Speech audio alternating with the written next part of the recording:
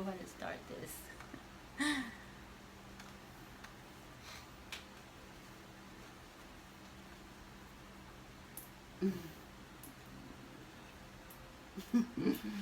Just say it. Yeah,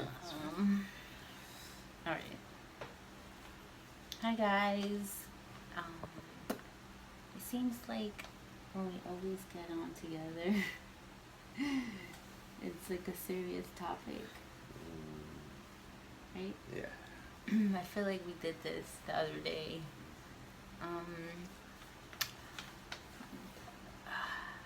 I really don't know how to start this, but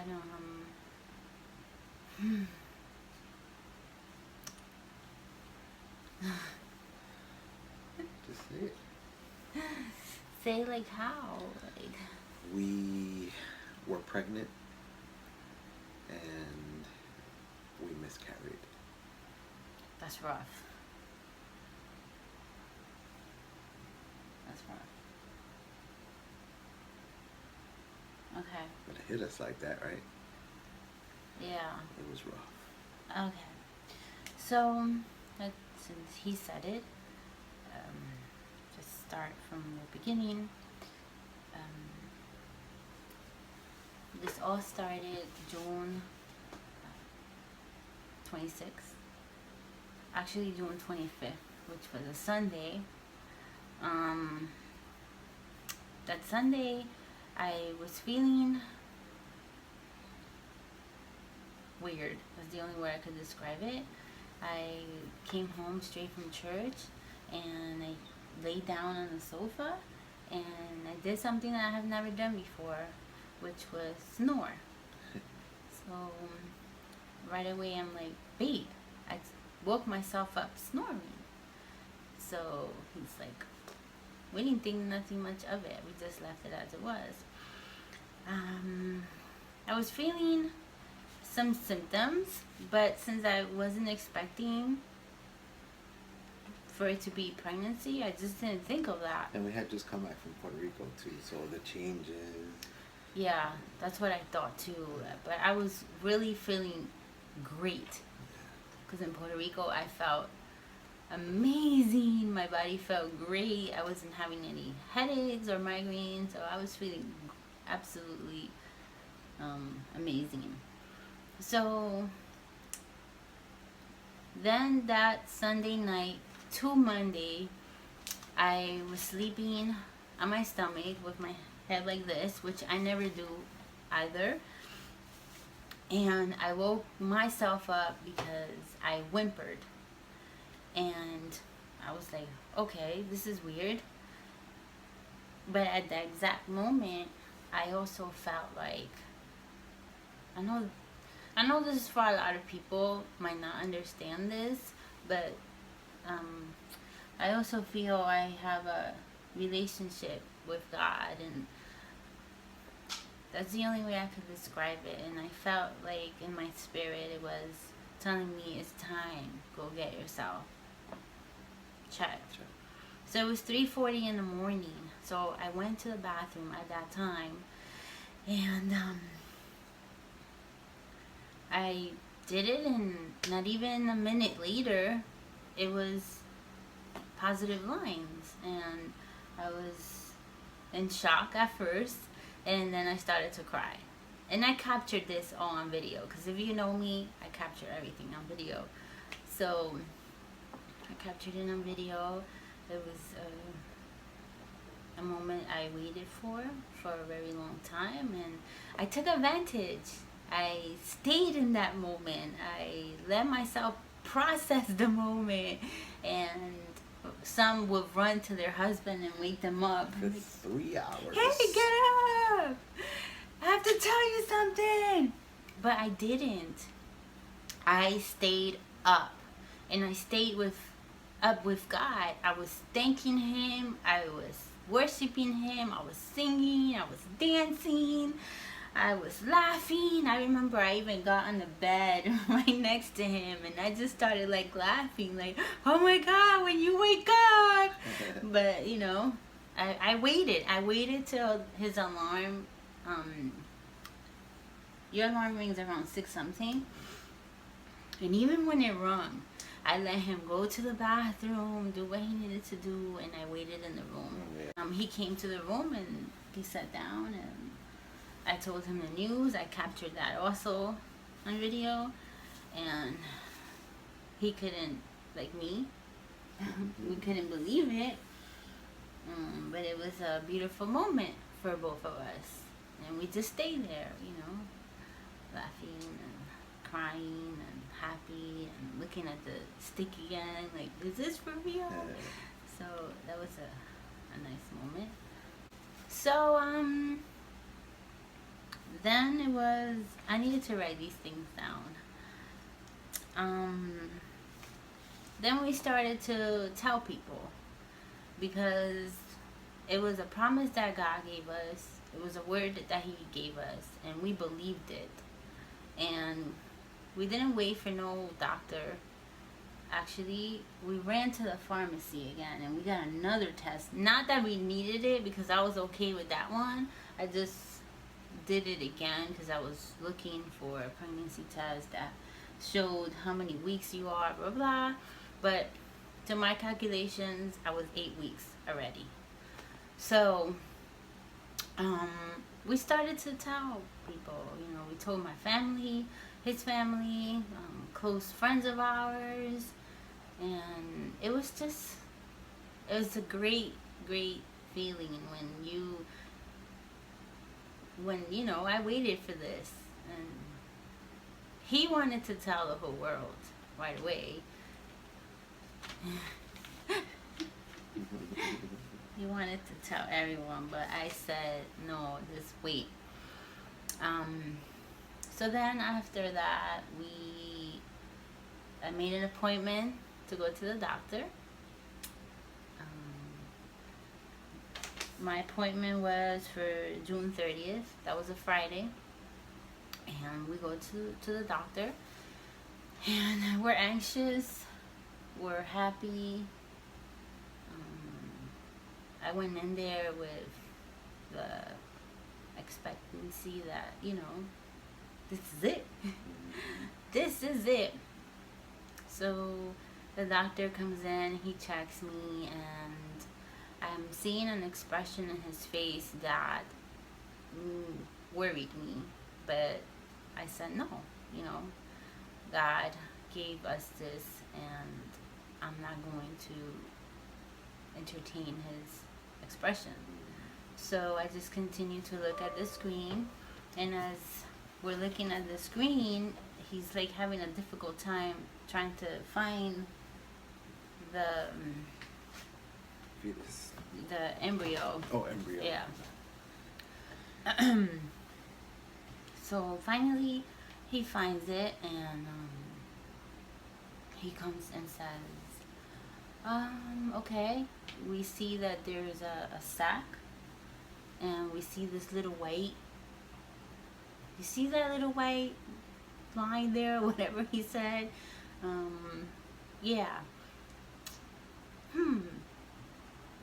And he just stays quiet, and he goes, well, you are like approximately 5 to 6 weeks.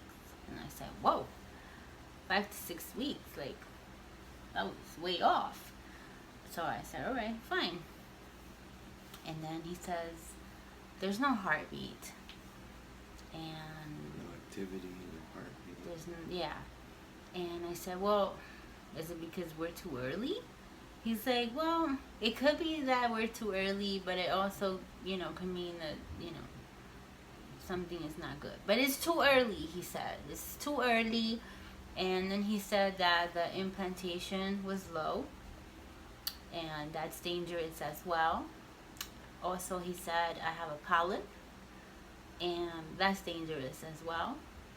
So we left the doctor's office feeling really, what's the word? Anxious. Even more anxious than we got there. A little sad. And just, you know, you go in, I was pumped, I was happy, and all of a sudden it just went straight down. I mean, we at the moment we took it as the doctor maybe being a little bit too harsh, but understanding, you know, in retrospect, looking at it, I think he also, I don't know. It's a doctor. Yeah, he's a giving doctor. his point of view. Yeah, and this is what they're so used to seeing, you know, and they've seen it before and they've been through it before. So, you know, yeah. I mean, we thought and we said to each other, well, he could be a bit more compassionate, but I guess that's how they are. He was a good doctor, great doctor. No problem with him at all. It's just because I guess we were going through it, we felt that way. Yeah. But yeah. So that was the doctor's appointment. So we went home that day,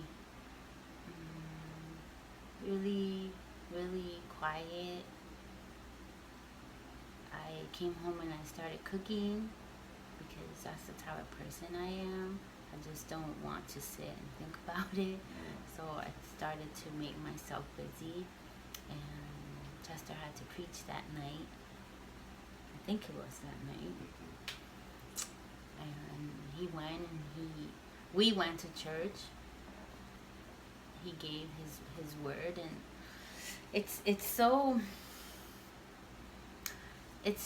how do you call it, ironic when you're going through something like this and then you have to stand in the front and give a word. Encourage. But it's like, not because he was my husband, but with anyone who gets up there and they're going through a struggle, when the word comes out, I don't know, powerful and impactful, for me, I say, wow, they must have been going through something that word came out that way. So when he gave that word 2 ways, right? 2 ways? 2 ways.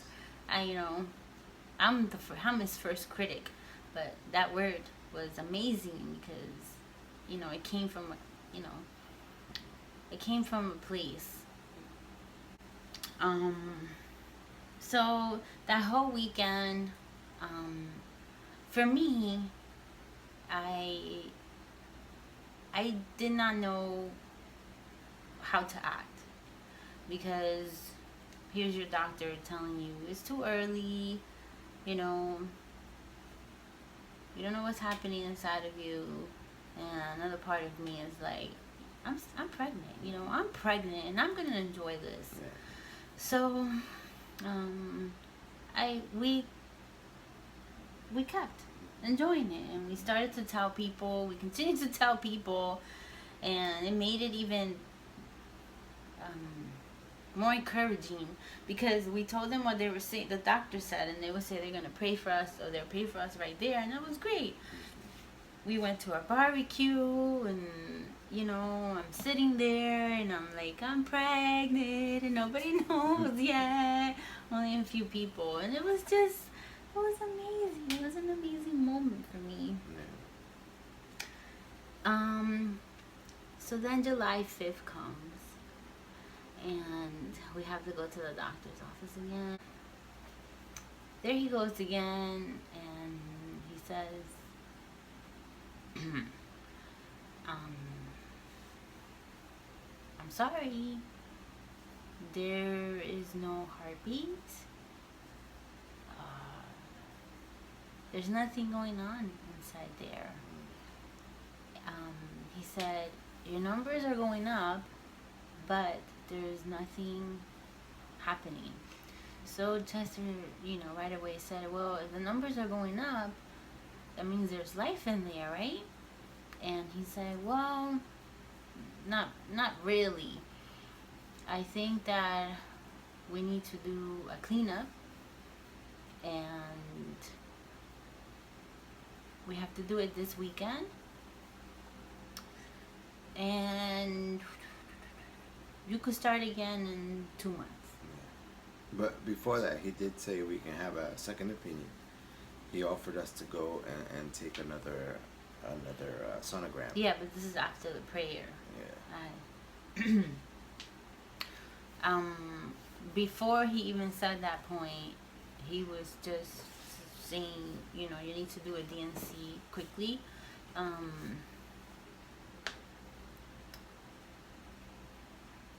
He said a lot of things that at the moment I didn't appreciate. I did not want to hear it, of course. So I just totally lost it, and I started to cry. And that's when I told Chester that he needs to pray. Please pray right now, because I can't handle another miscarriage. I wouldn't be able to face another one, so I think that I'm gonna go crazy. So he started to pray for us, and that God will have his way. So after the prayer, then the doctor suggested, we'll give you another, we could, you know, you can go for a second opinion. I'm gonna have you have some blood work done, and according to that blood work, you know. That was Wednesday, right? That was on a Wednesday, and then he wanted us to go. That was a Wednesday. The next day or something. No, he just Or wanted Friday. the blood work done. So they did the blood work, and we went home again. And again, I was very quiet. I didn't know what to say. I didn't know how to act. I didn't know what to do. So I did what I do best. And that's go into my prayer closet and pray. And I made a video without Chester about, I think, what I did. I'm not sure, I don't remember. It was like a half hour long. But I just let it out, and I cried, and I said to God to do his will. And if it is that I'm gonna have another miscarriage, that he gives me the strength to face it, because I can't do it with my strength. And I told him, I am not going to do this DNC. I am going to wait for him to do it his way. And if the baby was going to be lost, that he was going to do it, not me, or not the doctors. So that was that day, that night. And then in the morning, my phone was with messages from the doctor's office saying that we should go to do the ultrasound, because my blood work came back irregular, and we need to get that cleanup done immediately. And I told him, and I said to him, I'm not going to let the doctors do anything. We're just going to let God do it his way. And he agreed. And that's it. We left it in God's hands. And we walked by faith, believing that there was life in there. And he would sing to the baby every night. We would pray together.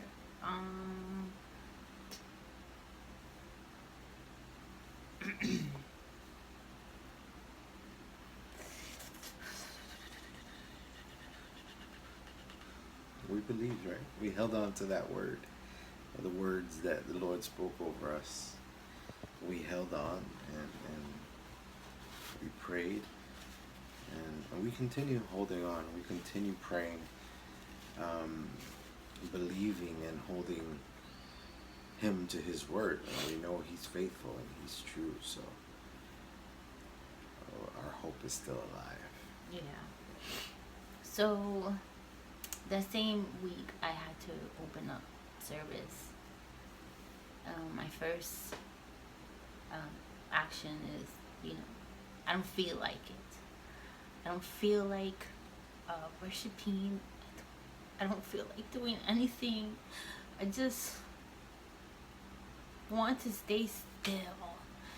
But another part of me, which is the part that loves God so much, that part doesn't allow me to stay still or stay quiet. So I went with that strength, and I opened up the service and I gave him the worship from my heart. I gave him my all right there. And that same night, I couldn't hold on to the thoughts that were trying to affect me mentally as a woman.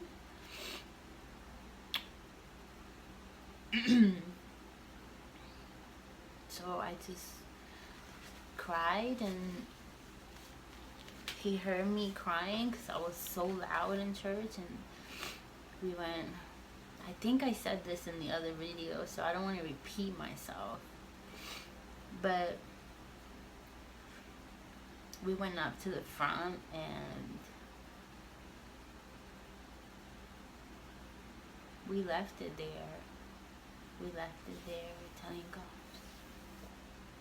to do his will. That's hard to say. I think when we tell God, use me for your honor, for your glory, I don't really think people know what they're saying. If you look in the Bible and you see all these men that God used, they all went through trials that even me reading them, I'm like, how did they do that? Especially Job. You know, who can go through what he went through? But he was faithful to God. And that's an example that I take. Let me be faithful to God no matter what. He hasn't failed me. And I believe in his word. And if I ask him constantly to use me for his honor and glory, then I am grateful that he trusts us to go through these process and come out of them still worshiping, still loving on him, and our faith grows.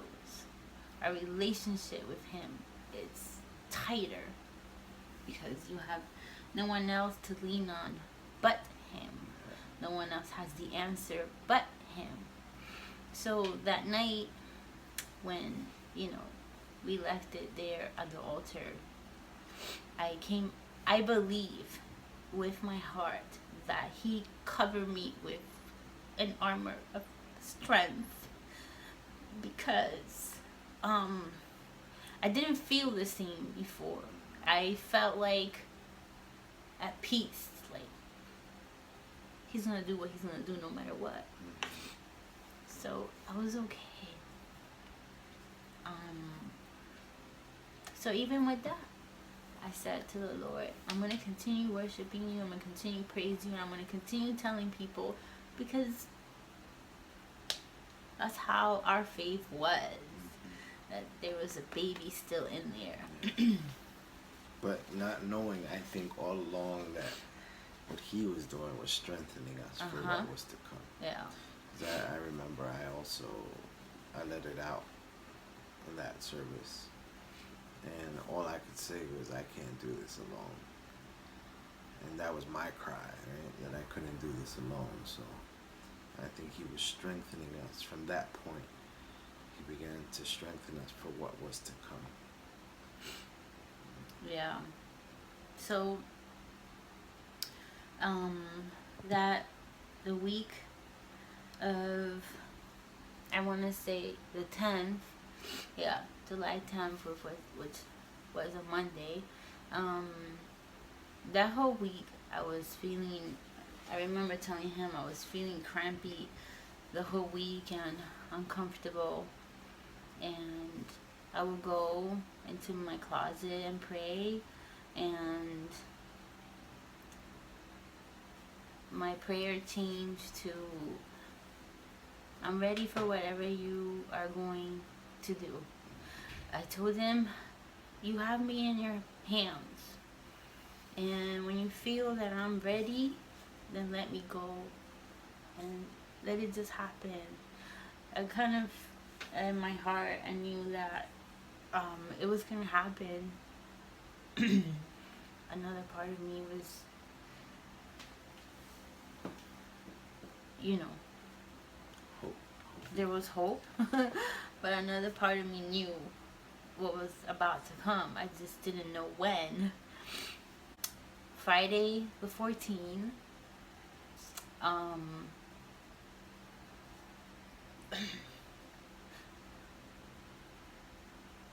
I cry because I'm allowing myself to feel these feelings. It's the only way I could heal, is by allowing these emotions just to come out. As you all may know, the first time this happened, I didn't allow myself to feel anything. I just became numb and continued on with life. And eventually down the line, it all came out years later because I didn't allow myself. This time, I'm allowing myself to feel it. And when I want to cry, I just cry. And it's not because I'm hurt. It's because I'm grieving. You know, your mind, your mental state changes, and it changes to a point where, you know, I was thinking already of the future and what was to come, what was happening, and then all of a sudden everything just stops. So I don't want you to get the wrong impression and saying, you know, look at her, bendito. No, I'm allowing myself to feel this. So that Friday came, and I wake up in the morning, and I turn over to my left. And as soon as I turn over to my left, I feel that lower back pain that if you ever had a miscarriage before, you will never forget that pain. So as soon as I felt that pain, I was like, oh no, this is not happening. So I turned to the other side, and the pain was not there. So I stayed in the bed for another 15 to 20 minutes. Finally, I got up and I sat down, and I felt cramps, which they're not cramps. That's what she told me. Those are contractions. So I get up, I ignore them, thinking like if I ignore them, this is not happening. So when I go to the bathroom, TMI, there's, you know, stuff. I don't know how to say this without grossing out people or getting too detailed, but there was stuff, but not enough to make me say the miscarriage is happening. No. So what I did was I had my coffee, take my nail polish off, but I only could take one off because the pain just got intense. So I went to the bathroom and I called him, and he's all happy because he's telling me how he was speaking to Somewhere we were praying over the phone. Yeah, it was nice. We were talking, and then we just started praying, and again, as soon as we started praying is when this was going on here with her before she called me. So in my head, I'm like, no, it can't be. It can't be that it's a miscarriage. So I mean, we hadn't, even when she called me, she still hadn't mentioned the word miscarriage to me. She just said she had cramps and she had a little bleeding, and we said, oh, maybe it's just a polyp, right? Because there was regular spotting because of the polyp. So we just thought that, and then I started praying on the phone with her. I told her, oh, I got out of a nice prayer with the person that I was talking with, and I felt strengthened, right? But again, it was God strengthening me for what was to come. So yeah. So, as he's sitting there telling me the story, I'm over here bleeding, but a lot of blood coming out. But I'm not telling him this. She's telling me cramps. I'm telling him it's cramps. But he sees my reaction. And he's like, babe, what's wrong? And I'm just like, I just have cramps and I'm just bleeding. He's like, but you're bleeding a lot? And I'm just like, no, I'm just bleeding. So She didn't want to admit it. Maybe, I don't know. I guess, in a way, by admitting that it was happening, I don't know what I was thinking. I really don't know. I just know I sat there for what, 10 minutes? I think it was more. 15 minutes, just sitting there, and everything was just coming out. And finally, I said to him, hey, listen, I'm gonna go take a shower. I'll call you right back. And he said, okay, fine. Are you okay? I said, yeah. So I go and I take a shower, and meanwhile the contractions are getting stronger and stronger. So after I took a shower, I said, I'm gonna straighten my hair.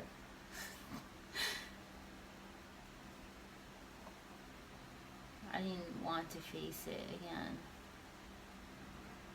So I couldn't straighten my hair because the pain had me hunched over. So I called him up and I said, we're going to the hospital. I can't no more. He said, okay, I'm coming. So he comes. And we go to the hospital. They check me out. The doctors and nurses at Clara Mass here in Belleville, they were awesome. They thought I was by myself because Chester couldn't come in to the emergency room because my nephews were with him. So the nurse and the doctors thought I was by myself, but they were taking care of me. Like, their compassion level was like, so. But for the first 45 minutes, I was by myself back there and just concentrating on God. This is your will. It's done. So after that, it was just the pain. The pain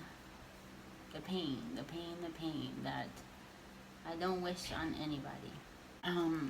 Finally, he comes to the back with the boys because he couldn't take it no more. I kept your cell phone. Yeah, he kept my. We weren't thinking at that moment, but he finally came to the back and they said, we're taking you upstairs for ultrasound to see what's happening in there. They take me to the room. I'm in pain. I'm severe. The contractions are just one on top of another now, and they're not stopping or even letting me breathe. And then they have to come and put that thing in there. Then I was just like, oh my God, people, are you crazy? But they had to do that. The nurse's body language, they already showed me that, there was nothing there anymore. I was looking at the screen while they were taking pictures and I didn't see anything. Yeah. It was blank. So he asked and they said, I'm sorry, I can't tell you anything. You have to wait for the doctor. But their body language said it all. Yeah. So they take me, then they come and they take me to the upstairs room, and as I'm being wheeled in, I see this angel in the corner. There's a silhouette. And that was Jawanka, my angel in the corner, waiting for me for support. And then the doctor comes in and, oh, I'm in pain. So she runs out and she asks the nurse, you know, where's her medication? So then the doctor comes in and I'm to the side, curled up, and I see him kneeling down, and that was a compassionate stance for me. So I knew what was coming out of his mouth, and he said, I'm so sorry. You had a miscarriage. It was a complete miscarriage, meaning everything just came out. Everything came out while I was on that toilet. There was nothing left in there. He even told Chester that he was surprised at how everything. There was no tissue left. Everything was clean, and there was no need to go for a deeper cleaning. He said, you know, it's good, and I wouldn't advise you to, because from here to 2 months you can always get pregnant again. Yeah. So yeah, he was really nice. Really nice. Yeah. So he said, what I need to do is to check to see if you have, what did he say? He wanted to verify that there was no tissue. Yeah, he said that that's probably what's causing you to have the contractions, or and the placenta. I need to pull that out of you. Is that fine? So it was better than the first time. Yeah. Way better. It was there just 3-4 hours. I was in and out. So anyways, so he goes, he does whatever he needs to do down there. The contractions went down, and we cried together there. My baby. My warrior. I told her that. And we just found out that's what her name is. Yeah. I love you. I love you.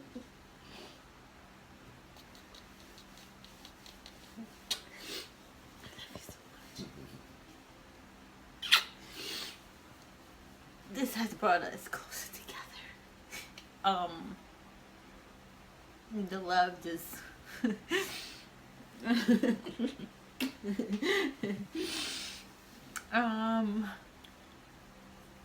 then after that, he said, right, we could go home. Yeah. He said he wanted to watch her for a few, but then afterwards he just came back, like maybe 20 minutes later. The nurse came back, said you can go home. I'm ready to go home. Mm-hmm. So I got dressed like nothing and we came home, and as we're coming home, my, what I call now, my FNF group, my Fast and Furious group, fast because they just came like this, and furious because I could see them like, what? This is happening again, no, or like, oh, and that was Noel, The Mercados and the De Los Santos, Olga, and Thomas. TP. They came running. They were here before. Well, they were here. Lisette and Noel were here. Yeah. Jawanka was with me already. Yeah. And then Thomas came in with me. And I could not ask for a better support group. It's always the least people you expect, you know, and those are the ones that shock me the most. And just to see them sitting here in my living room, and they didn't know what to say. They didn't have to say But they didn't have to say anything. Just them being there and being themselves, joking around like they do, and making me laugh was just.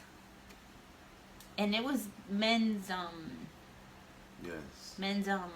campaña that night that started, and he came. He was the president of the Caballeros, and he came running here. And he had like an hour and a half to go get ready or something like that. But they came here, and I'm totally grateful. Yeah. I have no words. I will never forget that gesture. Never. They were there the first time. Yeah, they were.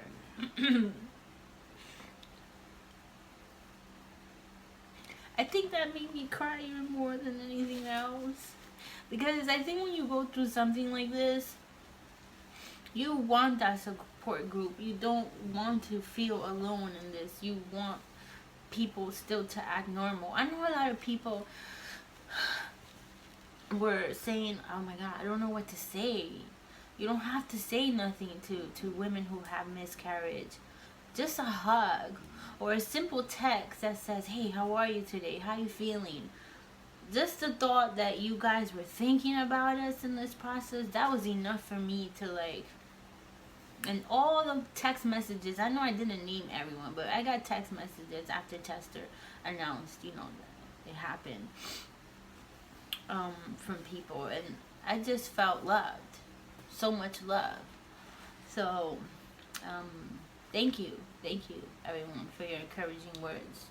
For those who knew, for those who didn't know, and that we just didn't get to you, because after the doctor told us the news, I didn't feel like telling anyone anymore. And if I did, was because, the mister here wanted to continue. I wanted to get everybody to pray with us. Yeah, but I didn't feel it anymore. I was just not feeling it. That level of happiness was just not there anymore. So if I didn't get to you, you say, well, you didn't tell us, please don't feel some type of way. I just didn't feel it anymore. So, then that's it. Then that night, we stayed home together. I was feeling physically drained. And now, not now, but from then to now was a process of healing. Physical and emotionally, and spiritually I'm okay. Spiritually I'm at peace. There was this peace that came over us that, you cannot explain to anybody unless you've been through it. But we believe that, this happened for a reason. I know you went through it differently, but me at the hospital, as soon as the doctor said that it was a miscarriage, and he said it was a clean miscarriage, I was at ease. I was sad. I was saddened because we miscarried, but I was grateful that my wife was okay, because I was there through the whole thing last time, and it was really tough on her. It was a whole 3 days. 3 days that we went to the wrong hospital, and it was, you saw the video, the previous video about it. So, but this time I thanked God that it was a clean miscarriage, and we believe that God allowed it for what's to come. So that put me at ease, and all I wanted to do was be here for her. Yeah. Yes. Yeah. So now, I'm grieving. I have good days, I have bad days, and I just allow myself, to feel it, to feel all those emotions. I know that at one point he said, babe, you're kind of scaring me, because I don't know why. Maybe because I was quiet, or It's just blank. I was numb. And I told him, you don't need to be scared. I am praying to God. Um, but let me feel this. Let me feel this sadness, this anger, this numbness. And once this season passes, I'm gonna be okay. But I just need to feel this, and that's what I'm allowing myself to do. And it has helped me because here I am now. You know, we're talking about it, and I feel good. I feel something better and amazing is coming, and he has cleaned my wound and make it and have made it stronger and ready for the next one to come. And you know, we don't understand sometimes why God does these things until afterwards. And I know now that he has strengthened our marriage, and the love that we have for each other now, and the attention that he has towards me, and the love that I have for him, and how I look at him now. It's just like, I don't know, it's just beautiful, you know. After 11 years, like, I even looked at him today, and I said that to myself, looking at him after 11 years. I love you so much more. It's the beard.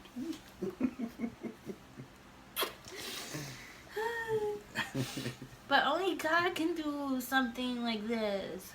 So if this encourages anybody, I pray that it does. We don't understand. We sometimes might say, why does God allow things like this to happen? If he loves you so much, if you worship him so much, you know, why this, why that? I'm not in a place to ask why. I'm just in a place to do his will. I'm in a place where, like I said before, if I ask him every day, use me for your honor and glory, what do you think is going to happen? This path is not, it's not supposed to be easy. This path is meant to have trials, so you know who God is. That's right. So I feel him so close. Like, I felt like he was walking right next to me during this whole process. Like, I got you. Like, I used to tell him that I'm in your hands, I'm in your hands, I'm in your hands, and when you let me go, it's because I'm ready. And I remember the day after the miscarriage, we had to go to church because the youth had their revival service, and we wanted them to enjoy the service, so we went to take care of the media stuff. And the preacher, you know, calls us up, and the first thing he says to me is, he has you in the palm of his hand.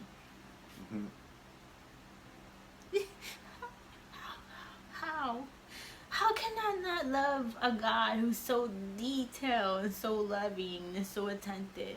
You know, even with that little simple word, even though he didn't mention the process, but that little simple word, he got you in the palm of his hands. What I was telling him, and he repeated it right back to me. That's the God we serve. That's the God we serve. So we continue believing his words spoken over our lives, and we know that he is faithful to every single word that he speaks. So we trust, we believe, we keep moving forward. And the thing is, if we say we trust and we say we believe that he is perfect in everything that he does, what we have to accept is that he's sovereign, right? So whether he allows it to happen or he doesn't allow it to happen, we have to continue believing. That's faith, right? That's our faith in action. We're believing, so we keep doing what it is that we need to do so that we can conceive, right? So we continue working toward the word that he spoke of our life. yes. So we encourage you, if God has spoken a word over your life, that you would continue, even though it may seem that doors have been shut. Because in Revelations it says that whatever door God opens, no one can close. So just wait, trust, believe, and work toward what it is that He has spoken over your life, because He is faithful to make it come to pass. And even in the midst of your trial, don't give up. Don't go back. We keep walking forward. We keep worshiping. We keep praising God, because you will see His hand manifest in all of this. And I know that's easier said than done, because I know my flesh did not want to worship, but my spirit was willing, and that's what I allowed to take over me. So I encourage you, if you go through situations like this, don't let go of God's hand. Just grab onto it. Grab onto it, and you'll see that you'll pull through this. And you don't have to do it alone. Yeah. Find those people that will encourage you and walk through this with you. Absolutely. So, yeah, that's... Next time we'll see you, it'll be better news. Yes. It'll be better news. So thank you for spending this. I don't know how long this video is going to be, but thank you. Just continue to pray for us. Yeah. And we love you guys. We love you, Fountain. Yes, we do. You guys rock. Let me tell you something. If you need a church where you want to feel the love of Christ when you go to situations like this, it's at Fountain. It's at Fountain. So thank you so much for everyone who knew and prayed for us. We will never forget this. Thank you. Thank you. Bye. I want to say that for the past 2 weeks, I documented the whole entire time of me telling people, of when I told him, of us telling our families, and I have gotten permission from a few people already to show those clips. So watch out for that video that's coming. I don't want to delete this part of my life or our life. It was a season that God allowed, and it was a happy moment. It was just so full of emotions with everyone that we told, that I just don't want to delete it. So I'm going to show it, and the sad parts too, because there's a sad part in there too. But I want to show that this is our life. This is what Christians go through as well. We need to start talking about personal experiences that we do have that are bad, so people can see that how you're supposed to walk them, because nobody talks about that. So I'm going to show you those parts. Watch out for those. And yes, that's it this time. I'm really saying goodbye. Yep.